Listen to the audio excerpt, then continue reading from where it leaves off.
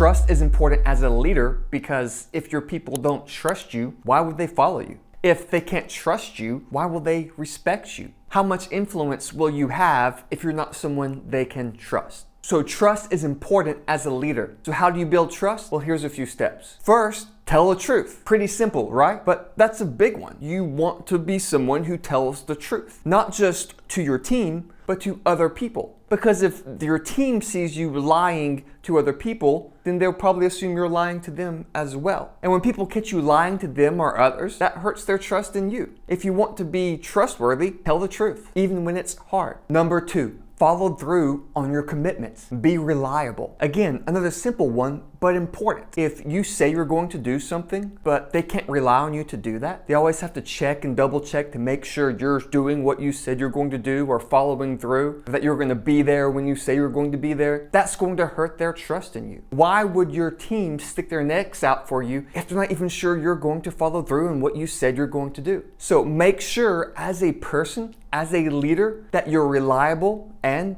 you followed through on what you say you're going to do. Number 3, take ownership and admit mistakes. When you hide your mistakes, when you hide when you mess up and pretend it didn't happen, or if you don't know something and you pretend to know when you don't know, that just hurts you because more than likely your people see it or they will see it. And when they realize you're lying about your mistakes or they see you hiding it to try to protect your image, that hurts their trust in you a lot. Don't do that. Instead, admit your mistakes. When you mess up, just say, I messed up. I'm sorry, and work to fix it. And the benefit to that is when you admit your mistakes, when you're vulnerable and say, yeah, I messed up, I'm sorry, this is what we're going to do to fix it, it encourages others to admit their mistakes as well. When you hide your mistakes, it tells them to hide their mistakes too. Number 4, speak up when it's hard. And this kind of goes with telling the truth because sometimes as leaders and as regular employees, we're in the position where we need to say something, but we're afraid to. Maybe everybody wants to make a decision to go a certain direction. Maybe the leader over you or the boss over you is saying they want to do something and you know it's wrong. Or you know we should all do something different, but you're afraid to speak up because of how they will react, or you're afraid to speak up because it might hurt your job or whatever it may be, so you stay silent. What's worse is then when you agree in the meeting or whatever it may be, but then talk negative about it outside of it, that really hurts you and your trustworthiness. Keith Ferrazzi in his book Leading Without Authority says that failing to speak up is an abdication of your responsibility. Simon Sinek in his book Leaders Eat Last says this. He says, the most common display of a lack of integrity in the business world is when the leader of an organization says what others want to hear and not the truth. So be a person who speaks up even when it's hard, and then people will trust you more because of that, because you're willing to stand up and speak the truth. Number 5, hold confidence as well. And this makes sense too, because if you talk about people behind their backs, if you share especially some kind of confidential information about people to others, then when they find out, that hurts their trust in you. Not only that, not even if they hear you talking about them, if they hear you talking about other people, then they question,